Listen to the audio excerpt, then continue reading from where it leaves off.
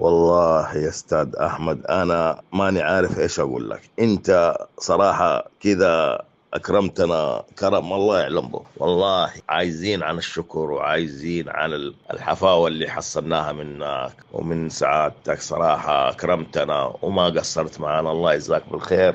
الله يسلمك، يحفظ لك اولادك ان شاء الله. وبالنسبة للفندق والغرفة حقت الفندق، اختيار كان موفق جدا منك.